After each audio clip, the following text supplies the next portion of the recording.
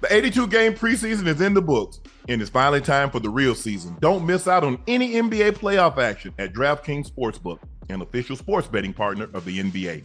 From the play-in tournament through the finals, DraftKings Sportsbook has you covered with same-game parlays, live betting, odds boosts, and much more. Download the DraftKings Sportsbook app, use code Shannon. New customers can bet $5 and get $200 in bonus bets instantly.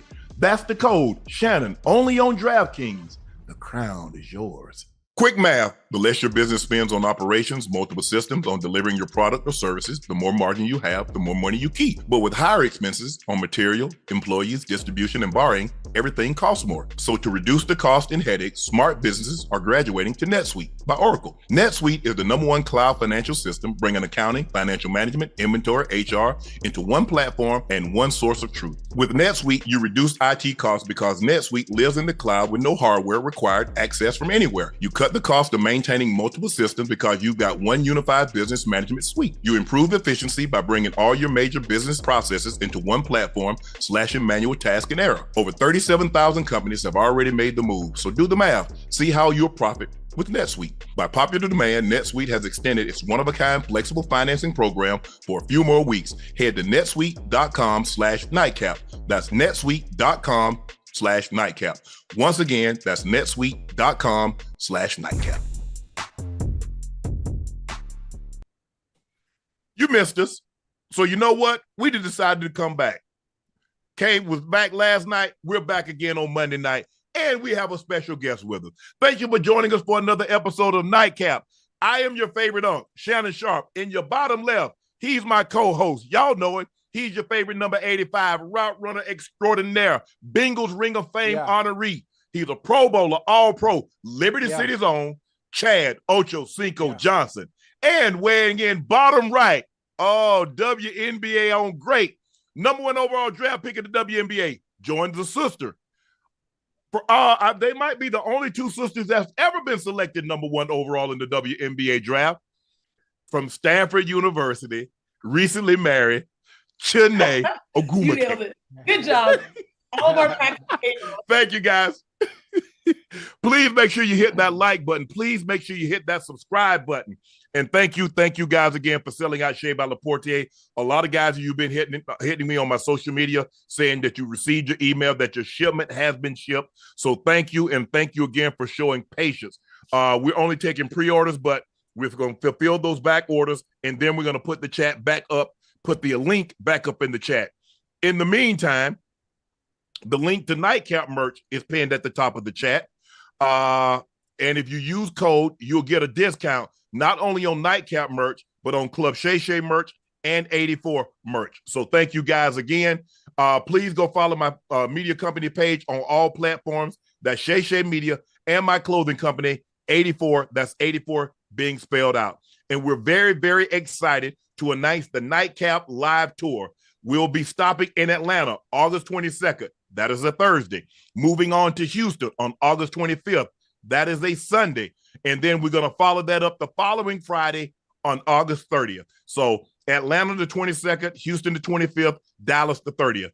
Tickets are on sale now at Ticketmaster.com. So I've already introduced her, Chiney Ogwumike. And guess what? Go follow her right now. Chiney, Chiney. That's her social media. Is that Twitter and That's IG? Everything. That's both of them, right? That's everything. Very, very, very simple. Chiney, we were trending again. It seems like every time we have you or Monica on, y'all start trending. I don't know what it is. So we were having a very nuanced conversation, and you shed some light as being a #1 overall draft pick. Coming up in the system, the under 18, the under 20, you was in the rotation, playing overseas, winning gold medals for America. Your sister, #1 overall pick, an MVP, a champion, never being selected. So you provided a lot of insight that a lot of people are not able to provide. So Stephen A. and I took the approach that, look, we think Caitlin Clark, the 12 best players, she goes, she stays. We believe the Americans, the women, will win the gold medal. I understand Stephen A. Shannon. I understand the marketing aspect. We understand the eyeball that she would join, but you had a very different approach of why you don't believe that she was selected, and you didn't have I don't think you had a problem with her not being selected. So I want to, Ocho and I want to open the floor up to you and let you go into great detail, because when you're on television, you got to get to the top of the hour, you got to get to the break, you got 4 or 5 people, and even though we have 3 people, we're going to open the floor up to you, Chiney. Tell us what's going on in this situation. Sure. I think the hardest thing is that oftentimes when we're in a debate format, people are more concerned with entertainment than the truth. And the truth is that I have a lot of lived experience into why she probably was not selected. And I said it before, it's largely based off of experience. I don't know if people realize that earlier this year, Team USA almost lost to Belgium. It took a buzzer beater by Breanna Stewart to win. The rest of the world is coming. I don't know if you followed the U.S. women's national team. You saw what happened with the men. I know we didn't send our best squad over there, but over the last summer, you saw the international competition. If you look at the NBA right now, who is dominating the league in some regards? The last few years, foreign players. The game has changed. And I really do give a lot of credit as it pertains to basketball to the foresight of the NBA. The NBA has wanted to make this a global game. I'm Nigerian. The only other professional basketball league outside of the NBA and the WNBA is the Basketball Africa League, who just had competition and championships. They're really putting their work into growing the global game. But at the end of the day, that helps everyone rise. And I think people haven't realized the level of competition is so fierce that you don't want to take a chance of, at this iteration, potentially maybe having a player that has no familiarity with the roster, no experience at that high level. I think the youngest player on the roster is probably Sabrina Ionescu, who's a first-time Olympian, but we've seen what she's done in the league. The previous Olympians, they've all had at least 9 players have had Olympic experience. So if you look at what they constructed, they know that the world is coming. And then I think at the end of the day, we're people that are all fans, right? The reason why we have the jobs we have is because we love sports. We love it at the highest level. We appreciate the moment that the women's game is at. We want that moment to carry over, but it can't come at the expense of what the Olympic mission is, and it's to medal. And I think that's the one thing people are sort of missing in all of this. The goals of Team USA by criteria is to assemble the best team, a team where your players are set up for success. And I think based off of the popularity of Caitlin Clark, people think that that shouldn't matter, but that is the central mission. And I don't know if this is this certain circumstance is setting Caitlin up for success. Her not playing with the team, her not having experience out there as much as the other women. There's a lot of factors that go into these types of decisions that are the reality and not our dream for what we want the women's game to be. The women's game has always been the most competitive league in the world. And then you whittle that down, and now this is the most competitive team in the world. That's what it's consistently been. That's the reason why they've won 7 Olympic gold medals straight. They don't want to deviate from that just because of what people deem as popular or what people deem as, oh, this is a move for business. The business that they want to handle is winning on the floor. That's always been Team USA's priority. And I think because of the expectation that surrounds Caitlin Clark, people think it should shift. Team USA said, no, it's not going to, because that's not what we've always done. But I think, listen, I agree with what she said. I think Caitlin Clark will have her time knowing the player that she has been, and based on what I've been able to see when she was at Iowa, based on what I've seen so far in her short stint in WNBA, she likes the fact that she wasn't picked. It gives her something to strive for. Like she said, they created a monster. This is something you want to strive for, and being able to represent your country at some point, if it's not right now, later on down the road. Obviously, again, the resume of the ladies that are part of Team USA are those that have chemistry together. They play well together, and they have an extensive resume of work, a body of work that they put in, which is why they've all been assembled like the Avengers to represent our country. Can I ask you, do you believe that the 12 best women are on this team? Absolutely. I do. Now, there are some areas that I am concerned about, and let's get personal for a second, okay, guys? Because you know what's hilarious?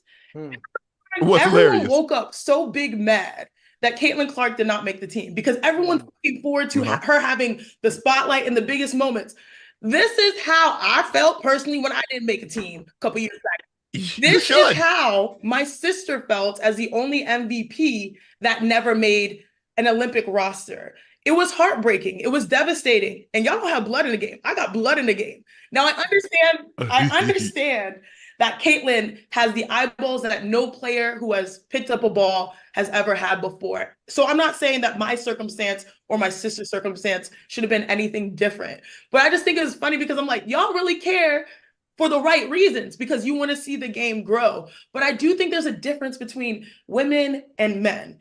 In the WNBA and women's basketball, our approach to the game is to honor the game, to respect the game, to play the game the right way. For so many years, people have been critical. Our league has been joked about for a long time. So many people come in with preconceived notions about what women's basketball is. And yes, Caitlin is a part of changing that narrative, but that doesn't mean we change our entire sport. That doesn't mean that we change the integrity to which we assemble rosters to go win Olympic gold. That doesn't mean we change how we compete on the floor. And I know you were talking to me about competing like, Chiney, that hard foul wasn't competition. You know what Caitlin said? Caitlin said the next day, this happens in the heat of competition. People lose their cool, but we keep it pushing. You know what I'm saying? So like, as women, we have, let me tell you something, Unc and Ocho, we have not played for the paychecks. We are playing for the legacy. We are playing for our reputation. Right. We are playing because we are upholding the standard to which women's basketball has dominated, even though so many people have been critical of us. And so when we keep that same energy when it comes to picking the Olympic roster, people are like, oh, you don't know what's good for you. Y'all didn't care beforehand, but we are consistent in how we approach the game. I'm telling you, like, I don't know how many times I have to say it, like, for people to understand it. It's hard because, like, today I sit on air and I'm like, oh, I've been in those rooms when I'm about to get cut. You know what I'm saying? I've been in those rooms watching people make their dreams come true. It is a process that is sanctified. It is a process that is honorable. It is a process that Caitlin has accepted herself. You know what I'm saying? I don't think she has much choice. She doesn't have a choice, but you're right. But she did have a choice to react to so many different things. But look at how she reacted to that one. Yeah. I think the thing is she was always going to take the high road. They hard fouler. Oh, that's in the heat of the competition. Oh, there are a lot of great. You know, the thing is that she has an image to uphold, and a lot of times saying the right things when you could have easily said the wrong thing. I think that's a part of it. Like you could have been like, hold on, I've come up through the ranks playing 16, 17, under 18. I was the under 20. And hold on. So y'all talk about experience. I've got international experience. Now it's a problem. Your sister. I'm an MVP. I'm a champion. Oh, now what's the excuse now? Nah, you know what's crazy? Because the conversation was about marketing, and this is how you need to know about marketing. I'm like, bro, we've been suffering from other people trying to market our league and not accepting the authentic nature of the competitors, the athletes that we are right now. You think we don't know about marketing? We've been shaking down the roof to try to get marketed the way that we want to. We want people to see the trash talk. We want people to see the competitive fire. We want people to challenge each other. We want people to see us as the badass female athletes that we are. But now it's like, oh, you guys don't know. We've been fighting to be ourselves for so long. And finally, society has the eyes to be like, oh, this is women's basketball. Oh, this is hoops. The problem is that some people have come in just through the lens of one player, not understanding how the entire ecosystem works. Yeah. You know what I'm saying? Yes, so I do.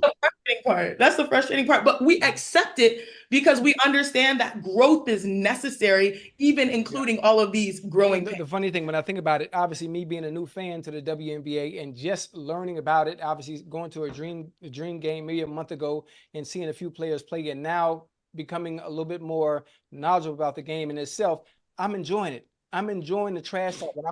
How are the vibes in Atlanta? Tell me. How are the vibes in Atlanta? I've never been to the club. I haven't been to the club since like 1999. But if I had to give an example or an analogy on what it's like, that's what the Dream Game was like. But on top of that, the Dallas Wings and Dream Game was exciting on the court.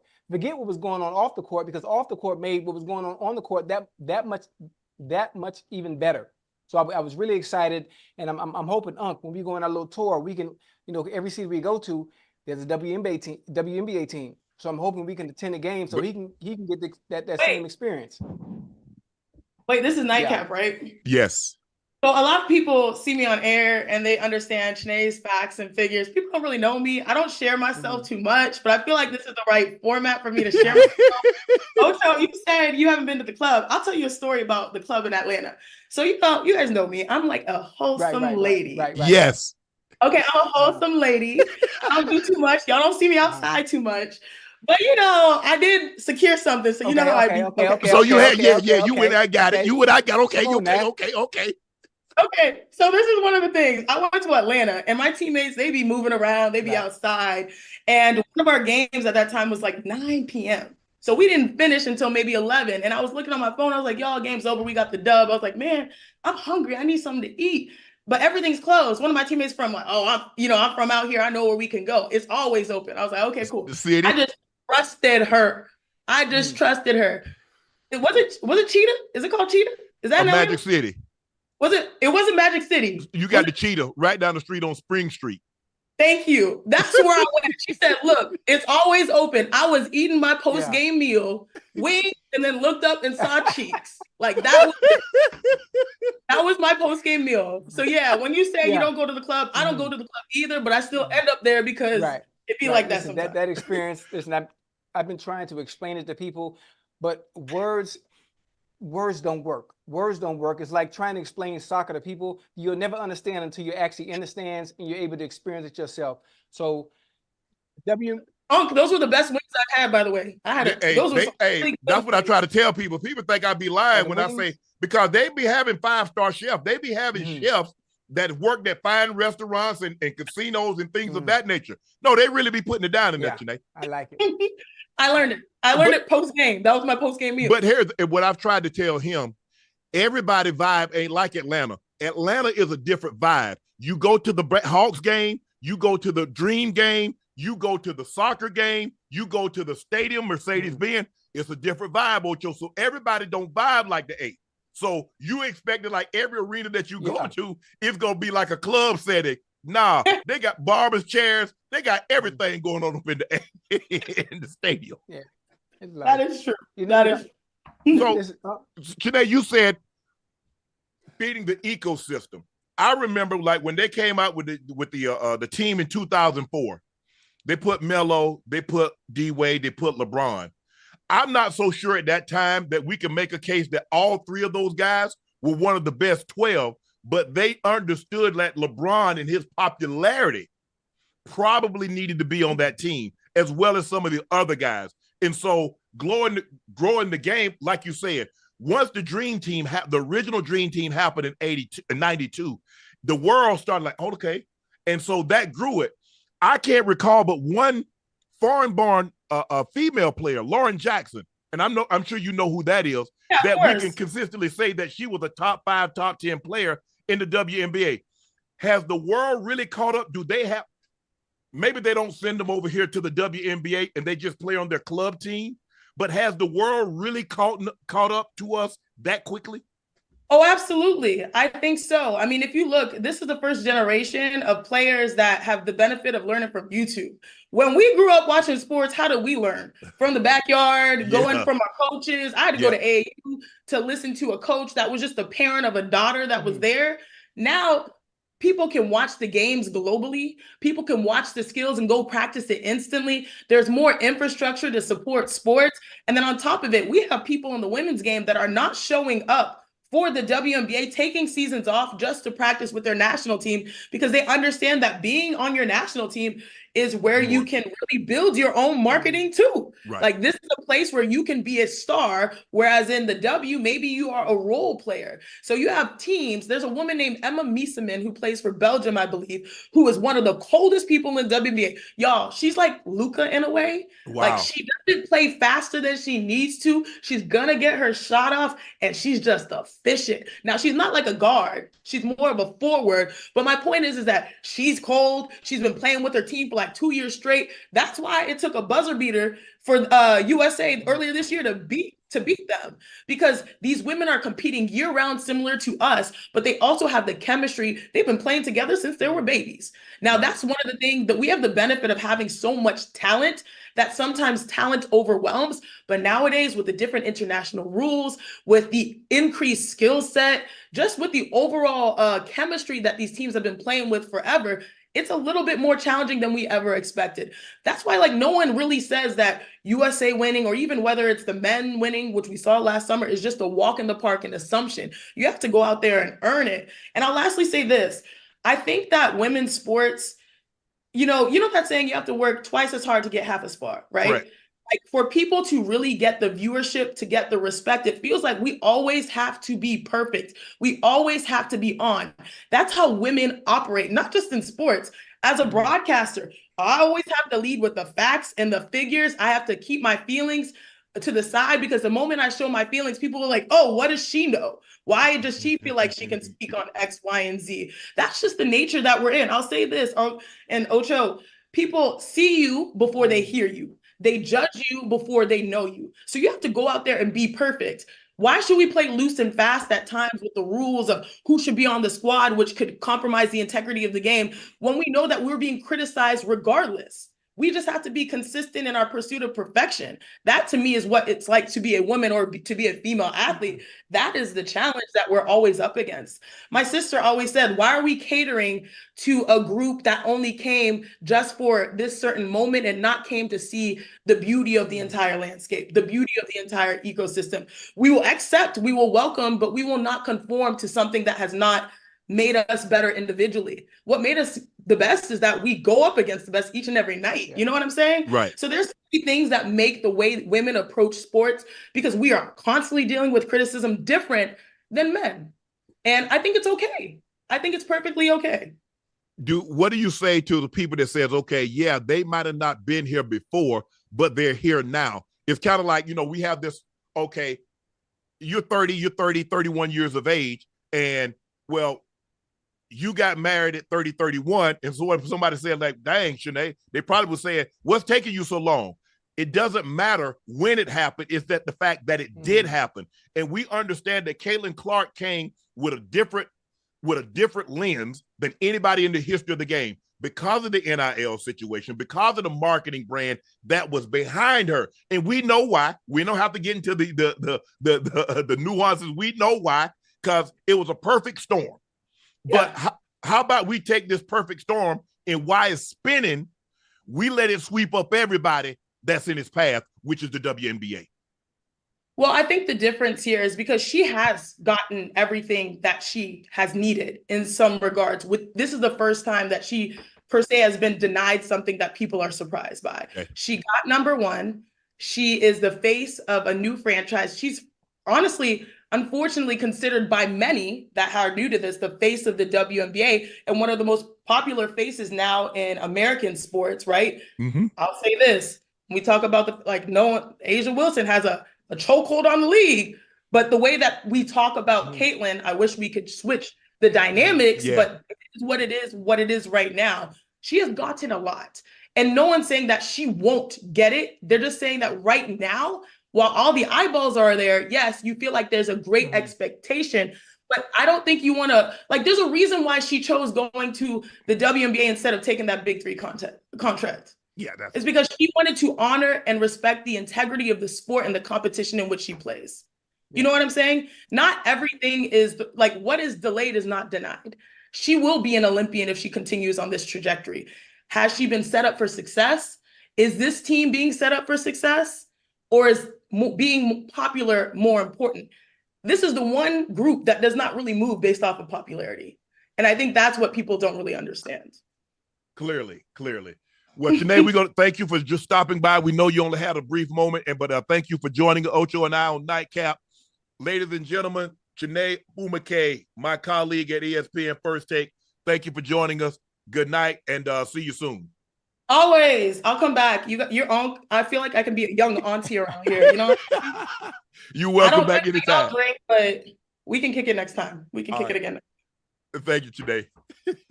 Chiney Ogwumike, ladies and gentlemen. Ocho, you and I, we've had these conversations and we've gone back and forth. You've gone to a WNBA game. Look, she came in with a different set of lenses. If you look at the games that she's played in college, they've been some of the biggest games. You look at the games, I think they had a game in the football stadium, and they drew 40-something thousand fans in Iowa. If I'm not mistaken, don't quote me on that, but I think they did have a game at the football stadium. It was, and guess what? There's a great chance that in the 2025 All-Star game, she's going to be shooting three-pointers against somebody. Now, we saw Ionescu shoot against Steph Curry. Now, is it going to be is it going to be her against Dame, her against another great three-point shooter, or is it going to be her against Steph Curry? But there's a great chance because the crossover, we know how many eyes are on the three-point competition. So guess what? We've got a lady from the WNBA that's competing. And she showed herself well. Yes, I'm sure she would have loved to win, but she didn't go out there and Steph hit 25 and she hit 10. Oh, she made him work for that thing, Ocho. Definitely. I think she made him work for that. And so that was, I think the thing is like, look, they want the same thing we want. They want the league to grow. And if it means that it's going to take a little bit more time to grow and we don't move somebody to the front of the line, they're okay with that. But me, after like, Ocho, you know, it's kind of like, I look at like civil rights. No, we want to move to the front of the line. Damn that. We've been waiting. We've been waiting 385 years. Now it's time. We want to go to the front of the line. Well, you waited this long because you know this. Well, you waited this long. You might as well go ahead with hell now. Like my grandma always said, there's more than one way to skin a cat. There's always more than one way to skin a cat. And obviously, after watching y'all on First Take this morning, I would like for the people watching, people in the chat, I would like for us to be able to have a healthy discourse where we can agree to disagree on a difference of opinion. Some people are going to agree with you. Some people are not. There's a way you can go about it. You can engage. You can talk about your topics. You can state your facts. You can state your opinions. You can state whatever it is. But a lot of people at this point now, they get a little belligerent. They get a little disrespectful. When your opinion don't coincide with theirs. Now you capping. Now you showing up for the man. Now you cooning. Now you stepping and fetching. But see, that's not how it's supposed to be. Ocho, when I'm at that desk, I don't see man, woman. I see people that I'm debating against.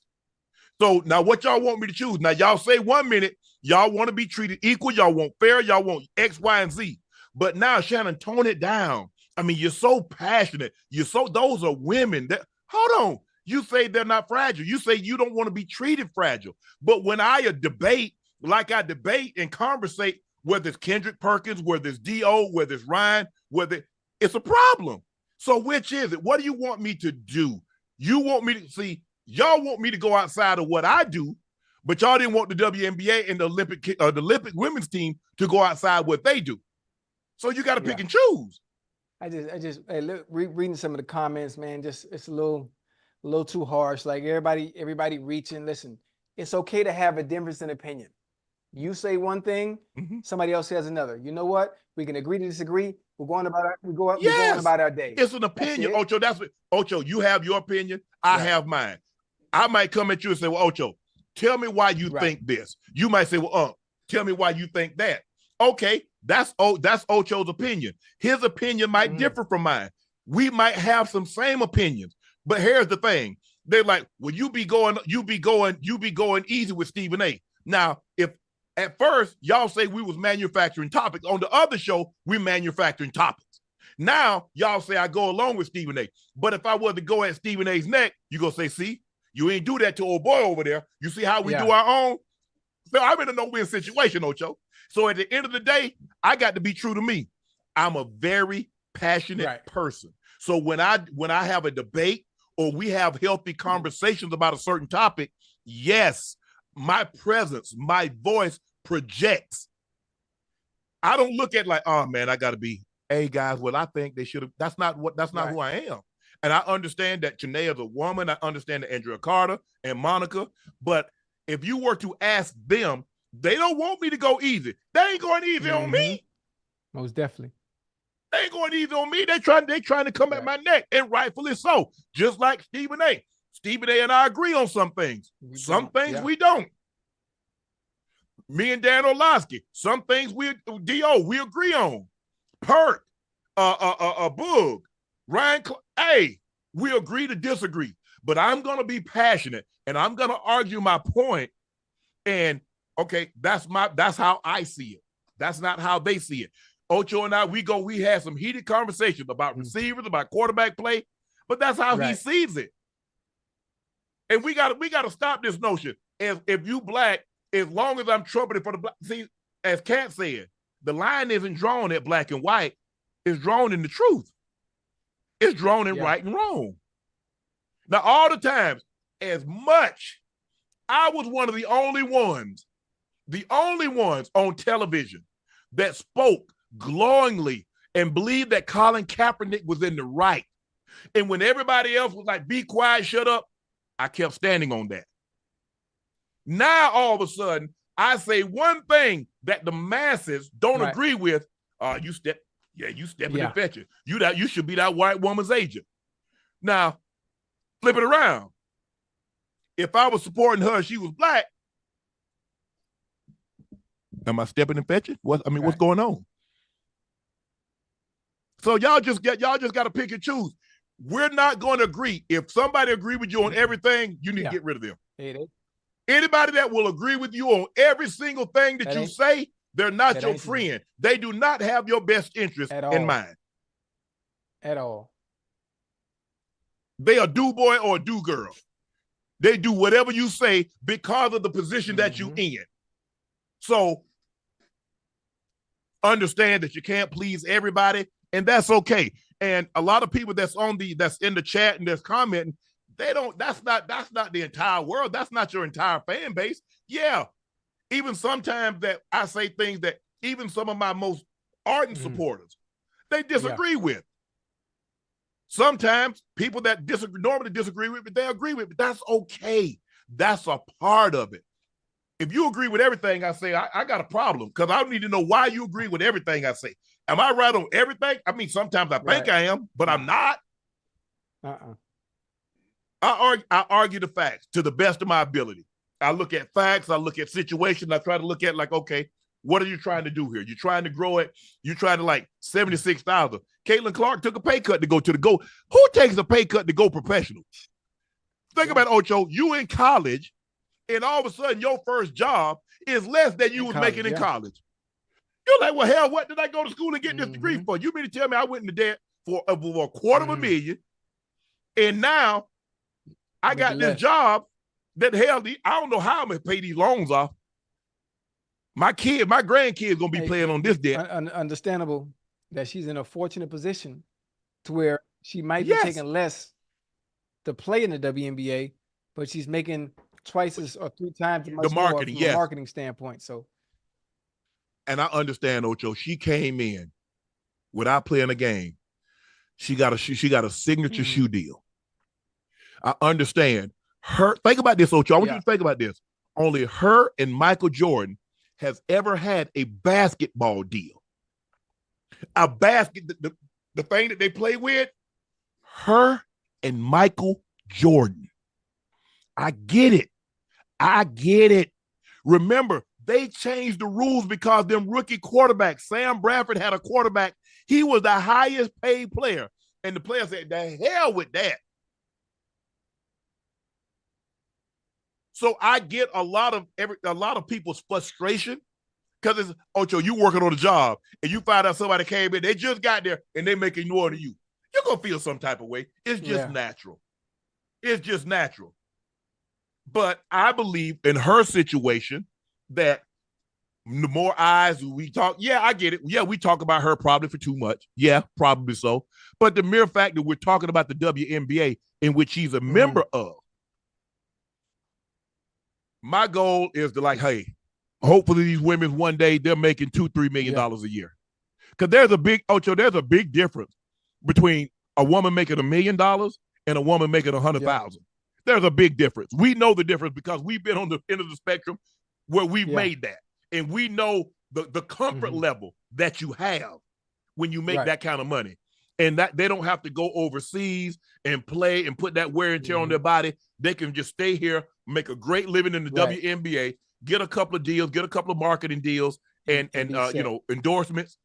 Yeah, and make a good living. I like it. I like the fact that the WNBA right now, as we continue to talk about it, whether people are tired of us talking about Caitlin Clark, or whether people are tired of us talking about Angel Reese, or whether people are tired of us talking about A'ja Wilson, is the fact that the WNBA is dominating headlines.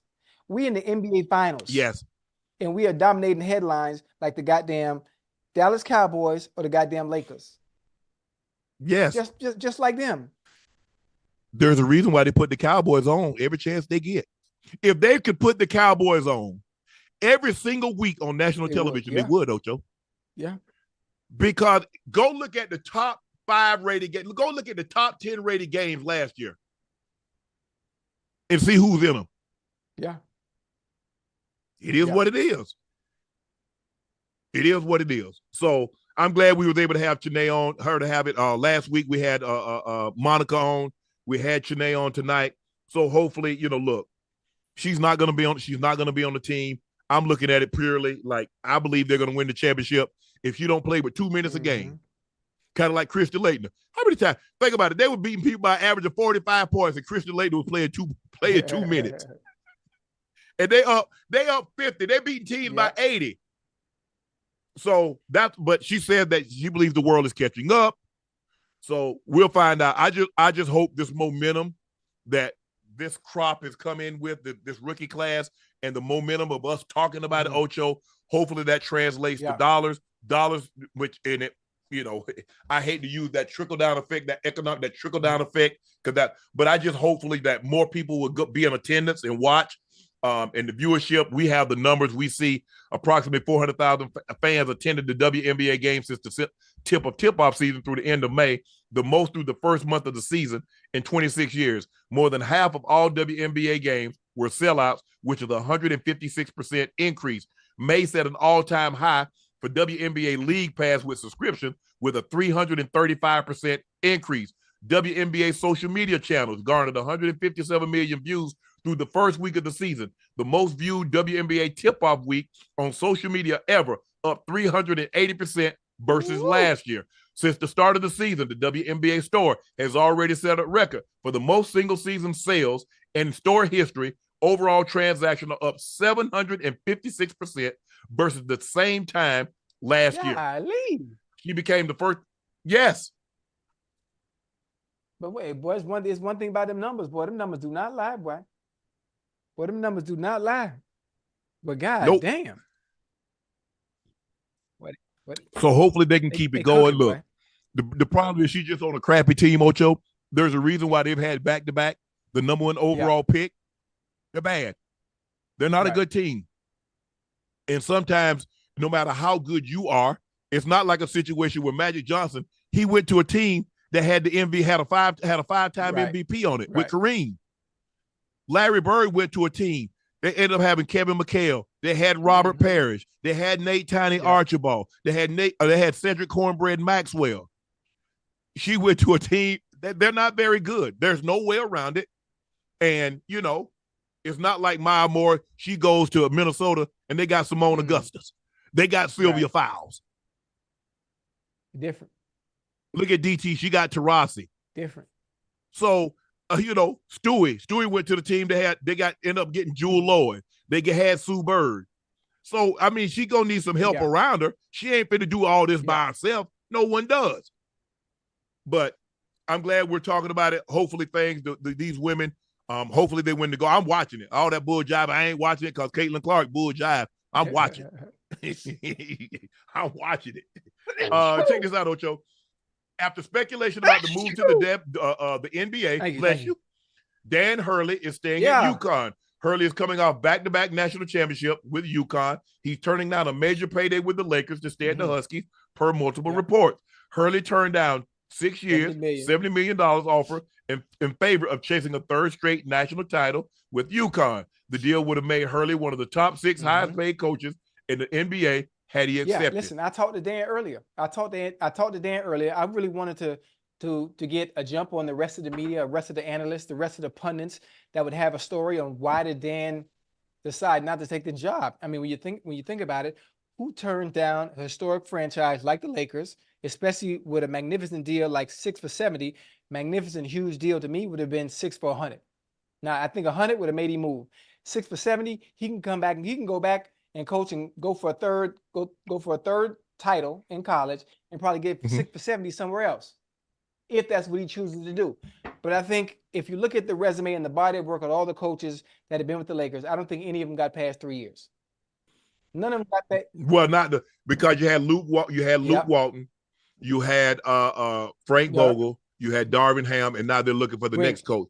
And all those coaches, since LeBron has been there, I think LeBron is heading into his seventh season. He got there in 2019, 19, 20, 21, 22, 23, 24. Name one of those coaches who's gone over 3 years. Not one of them. So obviously that plays part in it. Uprooting your entire family out of Connecticut to move to LA, knowing that you're going to only be there 2 years. LeBron, you don't know how long LeBron's going to be there. It's 18 right now. There are too many other question marks as far as the Lakers are concerned going into this season. What's going to happen? So, listen, why not just stay home, make another run at another title, probably win another title, maybe 2, and if the opportunity presents itself again for you to have a head coaching job, then you could do it on the back end and not right now. Yeah, it's not good enough, Ocho. Look, Ty Lue just got 5 years, $14 million a year, 5 years, $70 million. You can't make him one of the highest paid because you're asking him to uproot his family, move clear across country when he's mainly predominantly been on the East Coast. So in order, it's kind of like a free agent. You got to blow me away. Give me 6 years, $15 million. Now you got to make him an offer that he can't refuse. That his wife said, hold on, how much you say?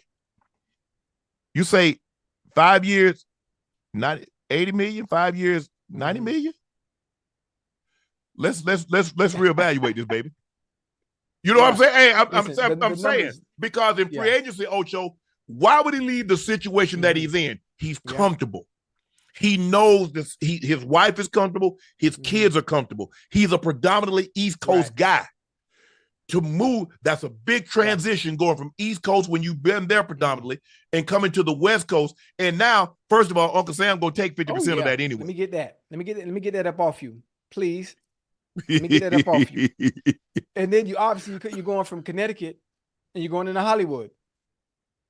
You're going to Connecticut, where you're going to Hollywood, where it's not even basketball first. Hell, it's about entertainment. Then comes basketball. And that goes against everything but a little bit of college football that I've watched that Uconn even stands for. Right. So it's gonna be very, very interesting to see who they hire now.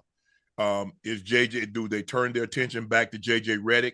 It seems like because everybody was talking about JJ Redick, they kind of pivoted, knowing that the likelihood of this man gonna take, give him $11.6 million a year. The likelihood he probably gonna turn that down and say, well, we tried. No, he gonna say, no, I want 17, 18 million a year, and I'm gonna pick my own staff. Y'all will have no say in who I hire. They probably wouldn't allow him to do that. They probably wouldn't. I mean, it is. There you go. That's why they didn't get too loose. Now, it is the Lakers. They'll throw some money out there. They didn't throw enough out there to not make you change your mind, but make your wife tell your husband, wait a minute, baby, we might need to reevaluate this. Now, even if you don't make it and they allow you to coach for 2 years and you get fired, look at the little nice nest egg you got to sit back on. Because you can always go back to coaching in college. Yeah. And I ain't got no offset language. So if y'all fire me, I'm gonna get all this money. And when I go back to college, I'm gonna get their money too. So I'm gonna double dip. Most definitely. Because y'all gonna try to say, well, we're gonna put the offset language that if you go back to college, whatever you get against that will count against the money that we know you're not. Oh, could never do that. No, y'all gonna pay this. I'm gonna get all that. Give me all that. So the Lakers are still without a head coach. Dan Hurley decides to go back to Uconn. I don't think many people are surprised by that, given how the Lakers, somebody wants to look, they're the Lakers, Ocho. It's like the Cowboys. It's like the Yankees, the Dodgers, the Cardinals in baseball. You're talking about the Cubs. Somebody going to, those are, cornerstone franchises. Somebody's going to want to coach. Yeah, but at what cost? At what cost? Because it's short lived.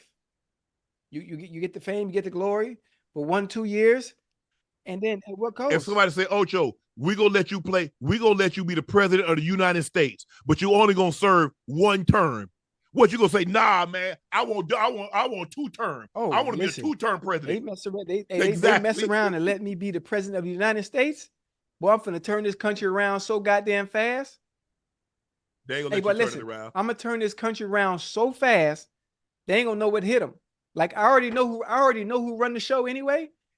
I already know who run the show. I'm gonna just let them know. Congress. Man, listen, I need y'all to sit back, let me do my thing for this 1 term, and y'all can come on back into play and do all your power moves that you do behind the scenes.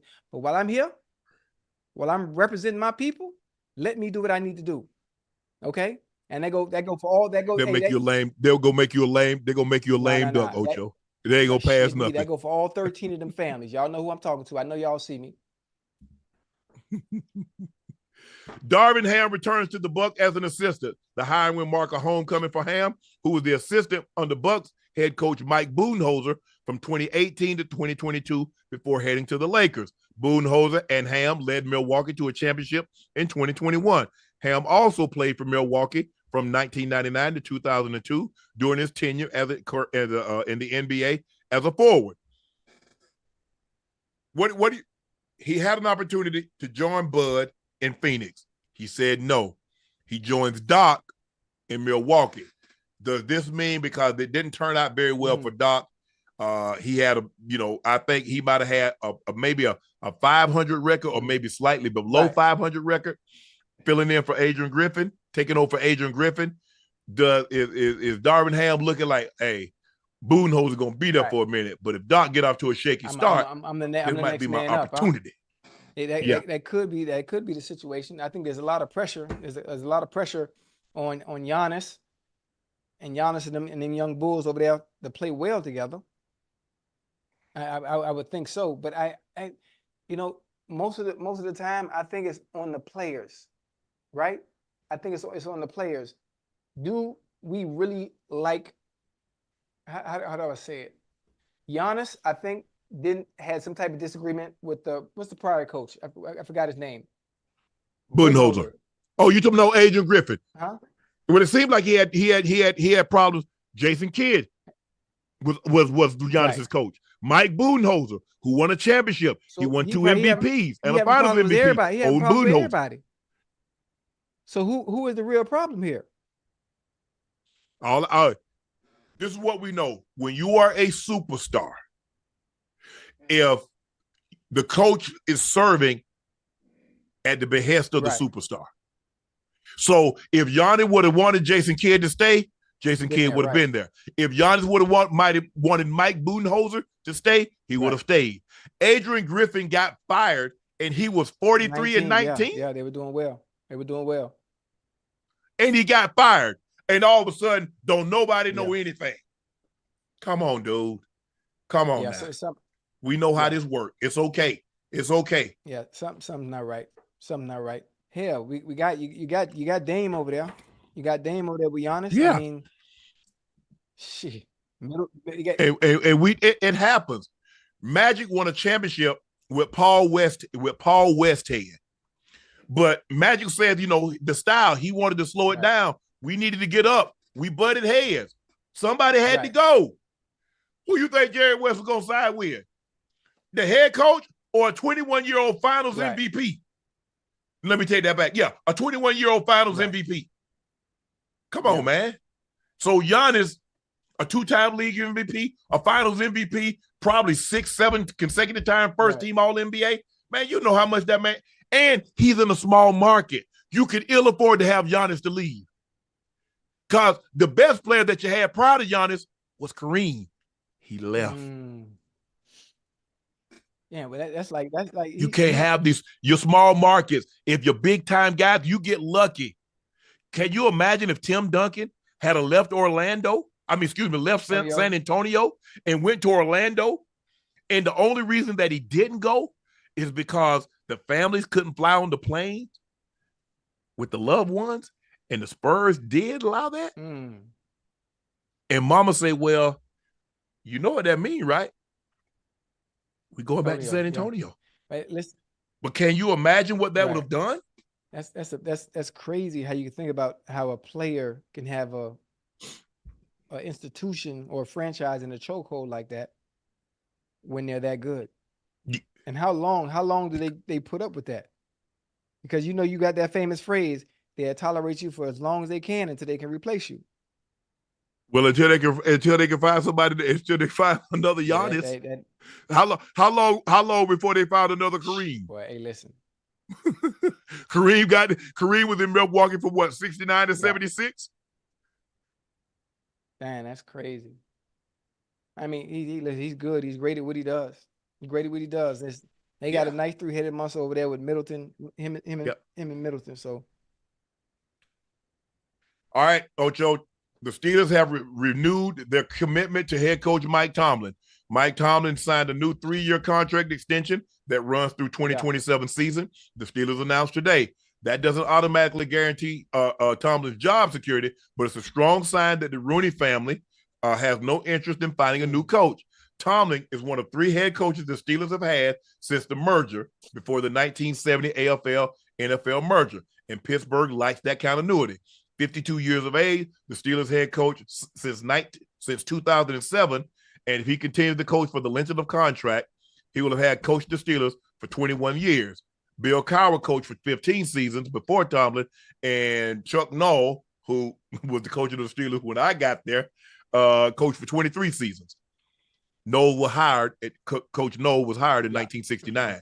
So from 1969, a year after I was born, they've only had 3 head coaches. And listen, I like Tomlin. I like what he's done with the organization over a period of time. Obviously, there'll be some years, there'll be some down years, obviously, when there are situations when you don't have a quarterback in place or in play to be able to be successful. I think this is a good year to extend Tomlin, especially now that you have 2 quarterbacks in play, with Russell Wilson being your starter, the future of your organization probably being Justin Fields based on how he played, based on Russell Wilson going somewhere else after I know Russell Wilson is going to have the season that he's going to have. So, I mean, it's right. The timing is perfect to extend Mike Tomlin, not for the work that he's already done, but the work that he's going to continue to do, for their franchise. And even as a Bengal, even as a Bengal player, I can pay my respects and my due diligence for Tomlin, man, who is always good to me and always been a great coach, and I always love competing against him. Yes, Ash. Brock Purdy says having a full offseason to attack things has made him better.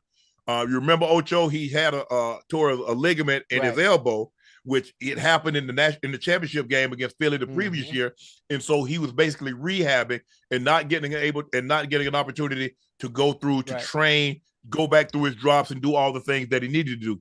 49ers, Brock Purdy's had a very different offseason this season.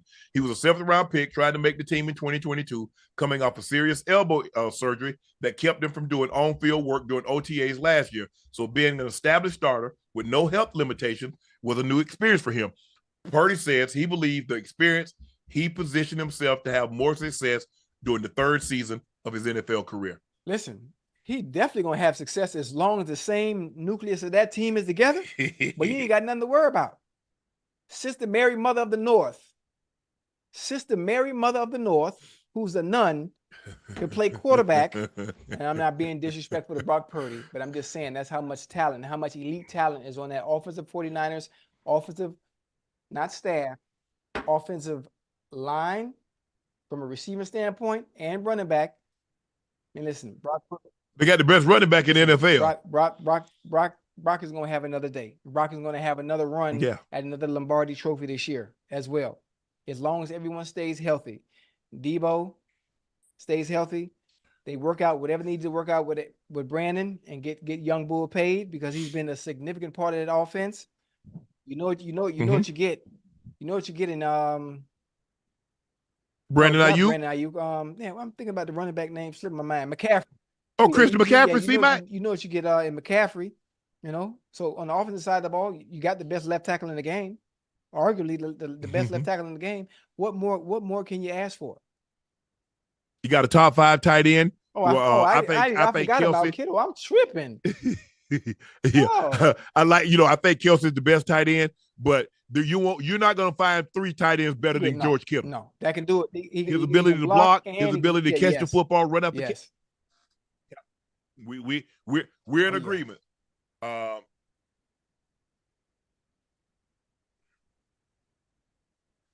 You want us to do this, or we gonna go to the restaurant, Ash? Okay, Ocho. I don't know. I think there's a restaurant. If I'm not mistaken, it's in Missouri. Is it St. Louis, Missouri? That's the Show Me State, ain't it? The Show Me State. Okay, there's a restaurant in Missouri where the minimum age for men is, I think, is 35. Okay. The minimum age for women is 30. Okay, we're gonna play some sound. We're gonna play the video and gonna play some sound. Okay, let's take a look. Let me see that. 2 weeks ago, 36-year-old Marvin can't stop chattering about the age restrictions at Bliss. Women must be at least 30 years old and men 35 to enter the business. It's just something for the older people to come do and have a happy hour, come get some good food, and not have to worry about some of the young folks that bring some of that drama. And of course, we have been getting a little backlash, but that's okay because we're sticking to our code. Everyone who enters the restaurant will have to show their ID to a hostess or a St. Louis County police officer. You like that, Ocho? Cool. That's cool. I like it. It depends. And listen, this all depends on the preference of the woman, and it all depends on the preference of the man. Now, there are men that are in their 35s that prefer younger women. So obviously going to a place like Bliss in Missouri wouldn't be their thing. They might like they might like the younger crowd. You have some older women. You have some older women that will be 35, don't want to go to Bliss because they don't want to deal with older men. They might like the excitement that comes with younger dudes, even though they might tend to play game too much. It's all on preference. I like the idea. It can eliminate some of the drama, some of the twerking on your tables, and some of the stuff of that nature. Yeah, get your age up. You want to come on up and get your age up. Ain't nothing wrong with that. Come back in a couple of years. Everybody has standards. Everybody has preferences. And there's no reason why this restaurant by the name of Bliss can't have standards and preferences as well. Well, I'm looking at a club, you're 25, you got to be at least 25. Right. You know what I'm saying, Ocho? No, but I like it. I like it. Come saying, look, sometimes the young crowd, they come with that riff. Not always. Because sometimes you get some young people, they mature and they know how to handle themselves. But a lot of times, I think sometimes, guys, they be trying to do too much. You stepped on my shoe, you looking at me, you mean mugging and all that other foolishness, man. Hey, time out for that. Ain't nobody got time for that. Right. Man, I'm trying to do something for do something. I'm trying to be in by 10. You know what I'm saying, Ocho? I know exactly what you're talking about. I know exactly what you're talking about. It's not a problem, and I'm sure the atmosphere is nice. I'm sure the atmosphere is nice. Now, if this is one thing, I'm not saying we Keith Lee or anything, but if we happen to do a show and we going down that way towards Missouri, we could pay Bliss we could play Bliss a little spot. Play him a visit. Yeah, pay him a little visit. I ain't mad about it. I ain't got no problem with that. Ocho, okay, Ocho. There's a New York club that requires at least $50K in your bank account. Now we talking. There's a New York City club scene that has always been synonymous with exclusivity and extravagance. But the newest viral hotspot is at Garçons. I like it. Set a new standard. The ultra exclusive club mandates that potential male members have at least $50K in their bank account to gain entry. I like that. I like that. Because what that means is the women that are going in there know that they're only dealing with those that whatever they have to pick from, they know he got a little money and a little change on him. And I already know what I'm dealing with when they come in there. So I know why they're there. They know why I'm there. The game is the game. As long as you know how to play it, ain't nobody going to lose. You know why I'm here. I know why you're here. Let's make it, we don't need to make it a long time. We need to make it a good time. That's it. That's it. That's it. Yeah. So I know why you here. You know why I'm here. It alleviates all the gray areas. It eliminates all that. We got to get to know each other. Man, child, ain't nobody trying to hear all that shit. You already know what time it is. Man, somebody just make it 100K. Hell no. Hey, but listen. Man, you might not have about 10 people in there a night, man. So what about the women? How much they got to have in their bank account? They got to look a certain way. They got to look the par. They got to look the part. Okay. I see where you're going with it. There are some women that can get away with snatching up a man that is a 6-figure, 7-figure, 9-figure, 8-figure, just based on appearance in general. On appearance, you can snatch him up like this, quick. Now, for sure. Keeping a hold of him is the issue. Once he gets comfortable and consistency sets in, that's the only issue. That's it. But you Ocho, you ever see Wicked Tuna? You ever see Wicked Tuna? You ever see that TV series? Yes, Wicked Tuna. It ain't hooking him because you can hook him, but a lot of times they break to snap the line. Can you land it? Hey. Oh, can I buy you a drink? Sure. So how are you doing? Go ahead. Oh my God, how are you? So what do you do? Are you from here? Oh my goodness. Oh my, well, I love what you know with the place. I like that. Yeah. You know what I'm saying, Ocho? I put that on. Oh my gosh. You know, so where are you working? Oh my goodness. I had a friend. He worked there also. I've heard such great things about the place. Tell me about it. What do you like? So how long have you lived in the city? Yeah. Oh, okay.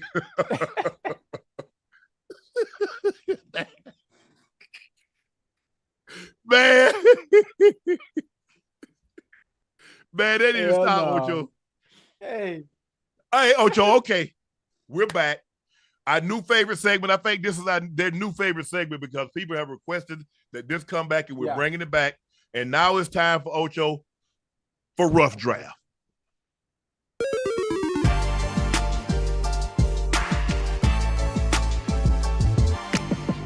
Yeah. All right, Ocho. The topic tonight, you get 5, I get 5. You going first because I went first last night with vacation spots. You get to go 5 tonight. And the topics, sports movie. Ocho, you're up first. I'm definitely winning this. I'm definitely winning this. Go ahead. To me, the #1 sports movie of all time, and I'm sure everybody in the chat can agree to this and can attest to this. And I will never, ever steer you wrong because I'm never wrong. Any Given Sunday, Al Pacino's speech. I don't know what to say, really. That was a good one. 3 minutes to the biggest battle of our professional lives. All comes down to the date. Either we heal as a team or we're going to crumble. Inch by inch, play by play, till we're finished. We're all in hell right now, gentlemen. Believe me. And we'll stay here and get the shit kicked out of us. Come on, man. That's what I do, man. What you talking about, man? Guess what I'm Any going Given with, Sunday. Stop playing. I bet your bottom dollar we can make them holler. Don't you know white man can't jump? That's a good one. Okay, that's a good comeback. Okay, that's a good comeback. That's a good comeback. You know what? Yeah. I got one for you. What you got? Coach Carter. Yeah. Okay. I like Coach Carter. Sam Jackson. Coach Carter. Yeah. You know what I'm going with, Ocho? Bobby Boucher. Okay. Get him, Bobby. You went on a little comedic side a little bit. I like it. I like comedic. But then I'm gonna hit you with the seriousness, life lessons. Okay. All throughout the movie. Remember the Titans. That's where I was going next. That's where I was going right next. Side. Left side. I'm going next. Right side. Left side. Come on, man. Stop playing, man. That's what I do, man. Oh, my goodness. God, my nose running, man. Dog. How about this, Ocho? If you want to win, put Booby Miles in. Oh, Friday Night Lights. That's a good one. I know Booby Miles. And you want to win, put Booby Miles in. That's a good one. Oh, wait a minute. Dodgeball. Dodgeball. Okay. I don't know if you ever saw this movie, Ocho. Man, you know what? Rudy. Oh man. Rudy was a testament to my career, man. That was me. Rudy. That was me fighting, just to make it, to get my opportunity and my chance. So, Rudy's a good one. Rudy's a good one. But I got one. It might not top Rudy, but the sentiments of the movie in general, it should resonate with everybody in the chat, and that's The Sandlot. I like Sandlot. Sandlot's really good. In the chat. Oh, that was a good one. My last pick, Ocho.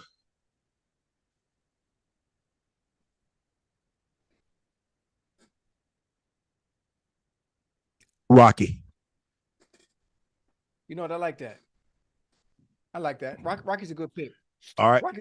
You get one honorable mention. Rocky's a good pick, but I got one for you since we're talking about so much WNBA and NBA as well during the finals. Mm-hmm. Jesus Shuttlesworth. He got game. That's a nice one. I like that one. This last my honorable mention pick is really a toss-up.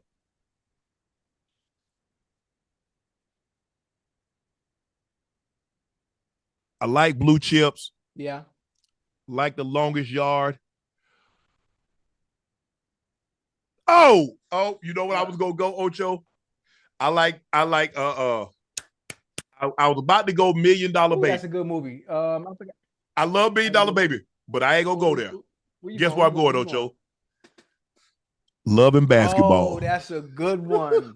That's a good one. Okay, that's a good one. That's a good one. And you know what's funny? I just saw a discourse, because you know how everybody write these damn think pieces these days? There's a discourse that somebody wrote on Love and Basketball and how he did her so wrong. And now that people dissect movies to the T that were done so long ago, but that's a good movie. That's a very good movie. Very good movie. And you know who sung the theme? My girl. I remember when you fill my heart with joy, was I blind to the truth? Just there to fill the space, because now you have no interest in anything that I have to say. Who sang that? I've allowed you to make me feel. Who sang that? I feel so dumb. Michelle and Ochocinco. What type of fool am I? You so easily. Oh, man. Okay. You.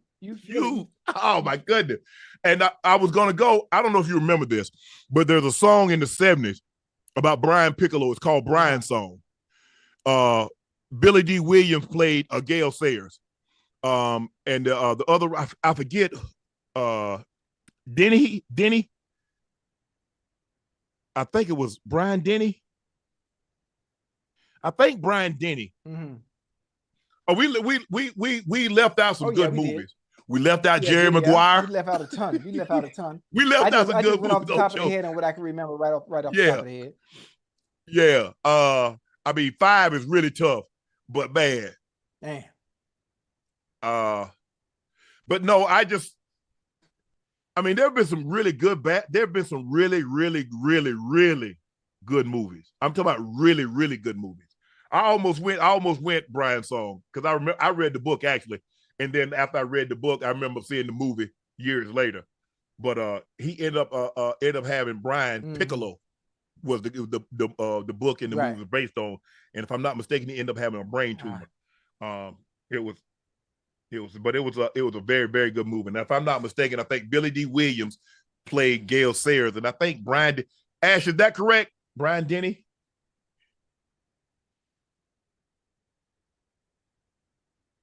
Brian. I think Brian Denny. I think Brian Denny played Brian Piccolo. But rough jab. All right. Ocho had any given Sunday, Coach Carter, Remember the Titans, Dodgeball, Sandlot, and his honorable mention, He Got Game. I took White Man Can't Jump, Water Boys, Friday Night Lights, Rudy, Rocket, and my honorable mention was Love and Basketball. All right, Ocho. Last segment of the night. Q and A. Let me get some tissue real quick.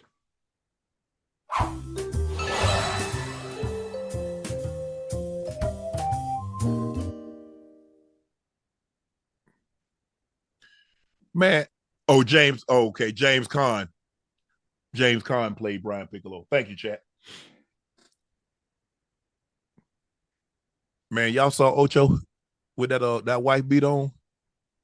Not one muscle. Let's talk about him before we get back. Man, y'all saw that. Man, y'all saw Ocho? That thing got to be like kid size.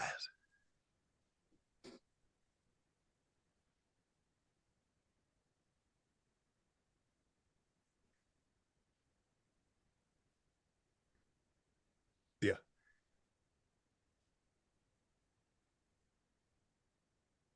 Mm-hmm. Wow. Oh, okay. Ocho. Man, they say you bought the wife beater before you started working out. Oh no, I'm sitting right now. They say right now you took a before and before picture. Hey, I'm sitting right now. I just listen. It ain't summertime yet. It ain't summertime yet. I said, man, who put that? I said, who put that praying mantis in a wife beater? It's all right. You say that now. You see how I look. Wait till you see how I look in September. Okay. I'll be looking for it. I'll be looking. All right, Ocho. Glow the Stroll. Ocho traded a trip.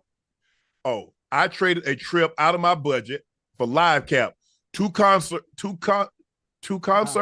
a football and a basketball game, 200 extra money with you and Ocho. P.S. I had a Spirit flight. That's what I'm talking about. You hear me? You heard what he said, right? Like yeah. A Spirit flight. That's what I'm talking about. That's what it's about. Being financially sound, being financially conscious, but going somewhere where you'll be able to enjoy yourself and get a little entertainment, and then we get to meet, we get to talk, smoke a few cigars, have a drink or whatnot. Boom, and you're going about your way, and you still got money saved. Bro, we appreciate that. Oh, we're gonna be lit though. We're gonna be turned up. Oh yeah. A gonna get it crunked up. Gonna start it off for us on the 22nd, roll into H-Town on the 25th, and then finish it off in Big D on the 30th. Kemper Norwood Jr. say, my question is, how do I sign up for a meet and greet with you and Ocho? It's also my 26th birthday today. Kemp, happy birthday. Thank you. In that on Ticketmaster, the meet and greet, isn't that a part of what you sign up for? All the VIP floor seats are meet and greet. So the VIP floor seats are meet and greet. So Kemper Norwood, happy birthday. Hopefully that answers your question. Make sure you jump on those, bro. Don't lose out on those. Stephen Lyman said, hey, Unc and Ocho, today is my 25th birthday. Can I get a shout out? Love you. Ocho, whenever you say stay with me now, I stay with you every time. Happy birthday. Stephen, happy birthday, bro. Happy 25th. Hey, you and Kemper, y'all, hey, you 1 year apart. He's 26, you're 25. But happy birthday, Stephen, bro. Happy birthday. Many more to come. And we look forward to seeing you in one of these stops. Atlanta, Dallas, or Houston. One of them you need to be there. Laney Ray back. Laney Ray must be got off vacation because she's been in the chat lately. Good evening, fellas. If you were an alternate profession other than your own, what would you be great at and what would you be terrible at? Baseball, I'd be terrible at baseball because I ain't never stood in there against somebody throwing the ball. I've seen, when they crank the machine up and it's throwing, and to hear that glove, hear that pop, pop, and that's a fastball. What happens when he throw you a curveball or he throw you a slider or change up? Nah, I don't want no part of that. So I already know I'm gonna be terrible at baseball. What would I be good at?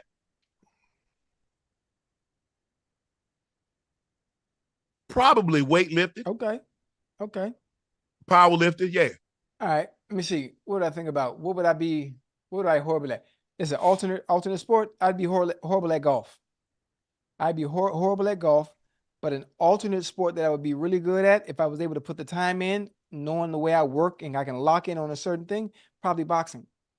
Boxing, because it's an individual sport and it's one that is the entertainment business.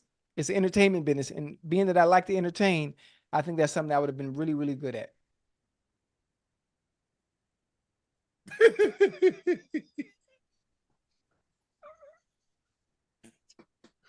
Boy, they knocked the stuff out of you. I'm just saying, if it was an alternate sport. How soon were you going to start? You going to start like you're like 9? Yeah, I mean, yeah, starting as a kid. Yeah. I mean, I would have honed my skills to a point where I was entertainment must see first.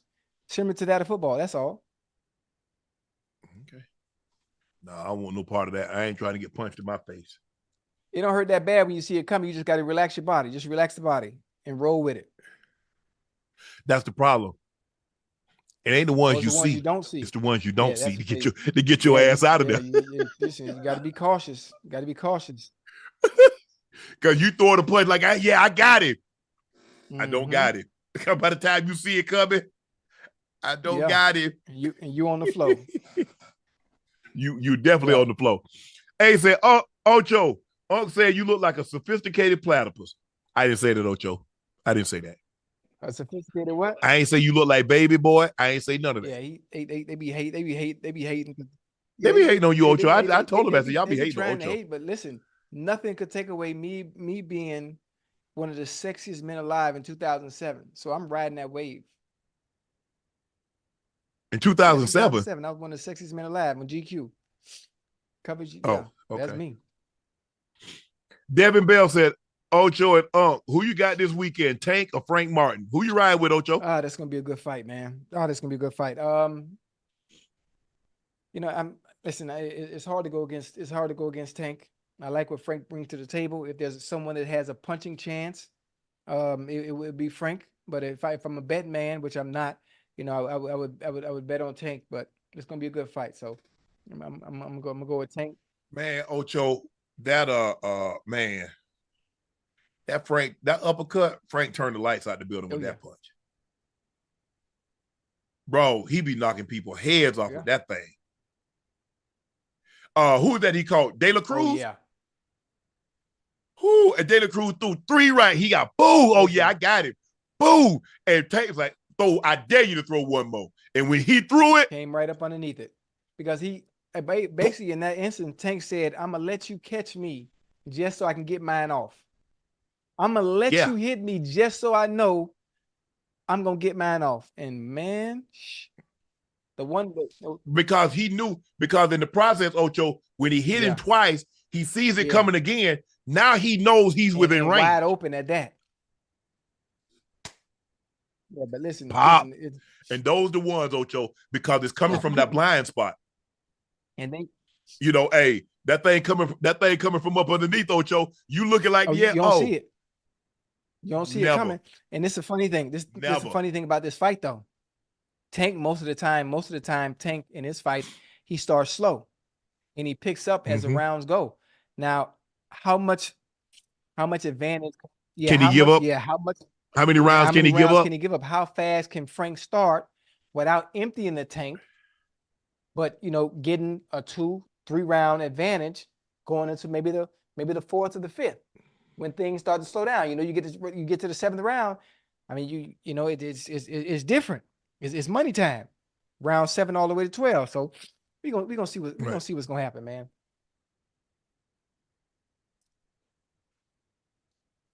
Ash, is there any way we can join that?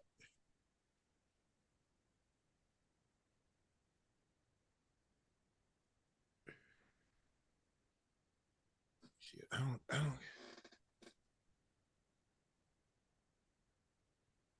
Okay, hold on.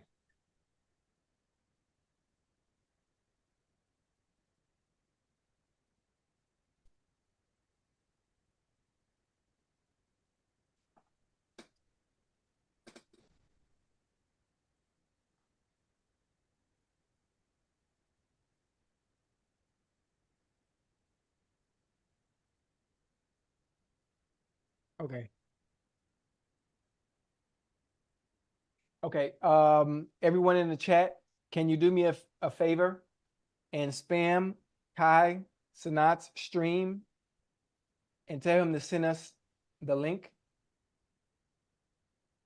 Everyone in our chat, so we can spam Kai Sanat's chat, so we can how do you say it?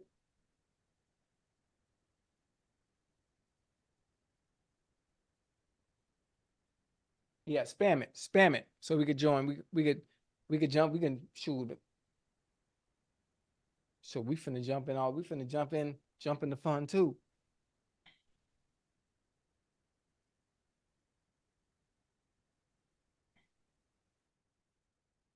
They wrestling.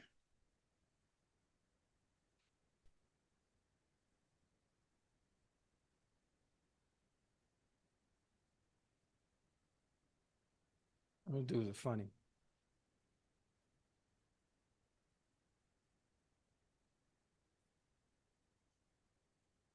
I'm trying to hit. Woo.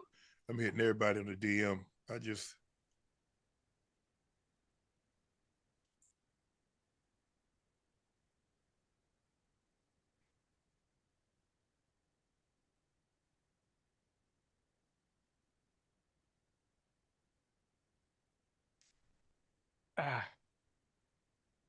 DM'd. I just left Kevin Hart a message. We'll see how soon they can they'll pick up if they see all of us spamming them. If I'd have knew, I'd have did this earlier. Did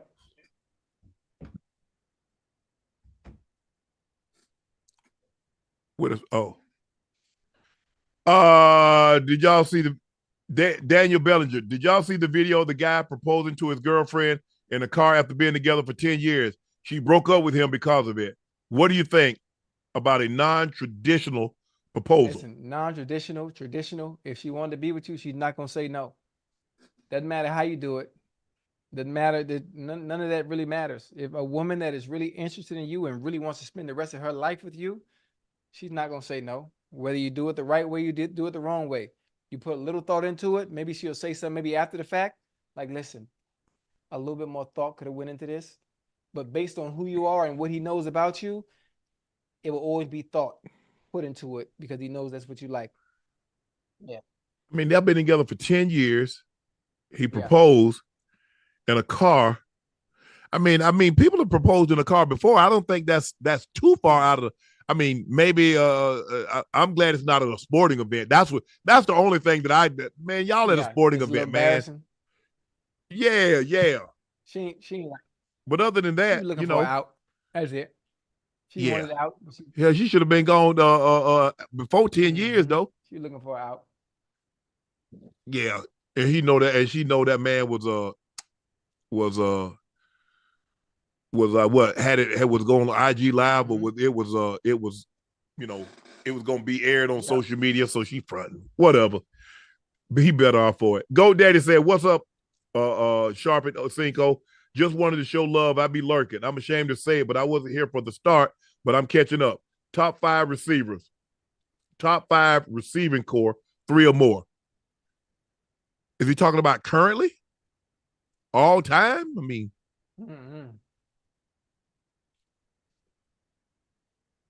good question.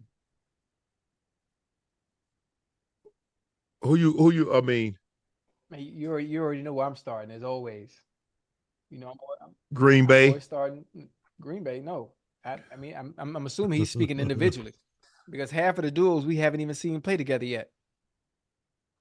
Oh, we've seen them one from Green Bay play together. Yeah. They got more than 3. Yeah. I would go Green Bay, Philly. Yep. Cincinnati with T. With T. Chase. Who else? Well, shit. Buffalo. Niners. Yep. Brandon and Debo. Dolphins. Yep. Hell, whoever the third receiver. Oh, that's Odell now. Yep, so the third receiver is Odell. When you went Waddle and Reed. Tennessee. D-Hop and Calvin Ridley. Hell, Amari, and Traylon Burke in Cleveland, Amari Cooper and goddamn Jerry Jeudy. Like really, everybody got a 1-1 or a 1A or a 1A and 1B. If you think about it, I don't really like saying number 2, but yeah.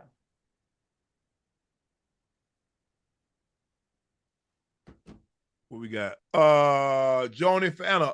Unc Ocho, will you please get on the bandwagon to have Clay Matthews, who you both played against, inducted into the Hall of Fame? He deserves it. I'm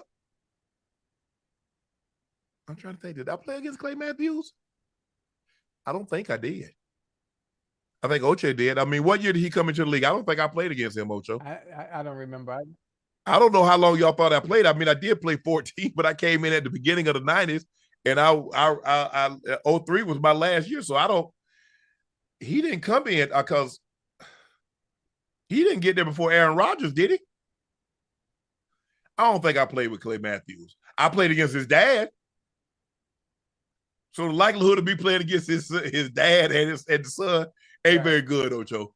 I played against his dad. I know that for certain. I didn't play against Junior. I have no idea if I did it as well either. Yeah. So I'm sorry, Joni, but I played against his dad. I did not play against his son. So shout out to my Florida Panthers. 2-0. They won tonight? 2-0. Soon 2-0. we'll be hoisting that Stanley Cup. Shout out to my Panthers. You know what? I'm gonna reach out. I'll reach out. Ash, I'll reach out on tomorrow and try to get something lined up for Thursday. So next time we live is Wednesday and Friday. My bad. Wednesday. My bad.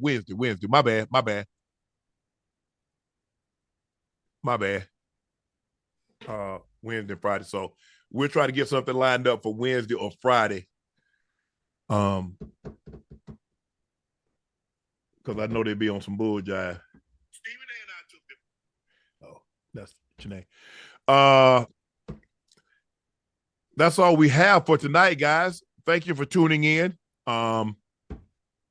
Joining us for another episode of Nightcap. Do us a favor.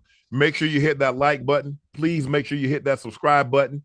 Go over to Apple, leave comments. We greatly appreciate that because we like any feedback that we can possibly get, be it positive or negative. The only way that we can improve is that you give us feedback. So thank you guys for joining us. Make sure you hit that like button. Make sure you hit that subscribe button. And thank you for joining us for another episode of Nightcap. Thank you for selling out Shea by Le Portier. We're taking pre-orders only. We're taking care of the backlog. Hopefully you get an email say your shipment is already being sent. So thank you again for your patience. Do us a favor. Make sure you go follow my media company page on all its platforms. That's Shay Media and my clothing company, 84. That's spelled 84. We've put the link to the Nightcap merch at the top of the chat. And if you use code UNC, it's a discount on all Nightcap merch. Not only Nightcap, but Club Shay and my personal clothing line, 84. Ocho, we got to announce the tour one more time. Nightcap live tour will be in Atlanta on August 22nd. That is a Thursday. And from Atlanta, we travel down across to Houston, which is a Sunday on the 25th. And then the following Friday, we're in Dallas, Big D, August 30th. Atlanta on the 22nd, Houston on the 25th, Dallas on the 30th. Tickets are on sale now at Ticketmaster.com. We'd like to thank Chiney Ogwumike for joining us at CHINEY. Go follow her on all her social media platforms. I am your favorite Unc, Shannon Sharpe. He's your favorite number 85, the route runner extraordinaire, the Bingo Ring of Fame honoree, Pro Bowler, All-Pro, Liberty City's own, Chad Ochocinco Johnson. Thank you for joining